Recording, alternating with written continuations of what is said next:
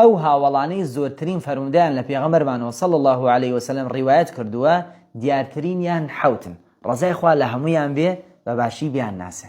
یەکەمیان عەبدوڕەحمانی کوڕی سەخر کە ناسراوە بە ئەبوو هوڕەیرە، نزیکەی 5374 حەدیسی لە پێغەمبەرمانەوە صلی الله عليه وسلم گەڕاوەتەوە. دووەمیان عەبدوڵڵای کوڕی عومەری کوڕی خەتاب، ڕەزای خوا لە خۆی و باوکی بێ، نزیکەی 2630 حەدیسی گەڕاوەتەوە. سێمیان ئەنەسی کوڕی مالک، نزیکەی 2286 حەدیسی گەڕاوەتەوە. چوارەمیان دایکی ئیمانداران عایشەی کچی ئەبوبەکر ڕەزای خوا لە خۆی و باوکی بێ، نزیکەی 2210 حەدیسی گەڕاوەتەوە. پێنجەمیان عەبدوڵڵای کوڕی عەباس ئامۆزای پێغەمبەرمانە صلی الله عليه وسلم، ڕەزای خوا لە خۆی و باوکی بێ، نزیکەی 1660 حەدیسی گەڕاوەتەوە.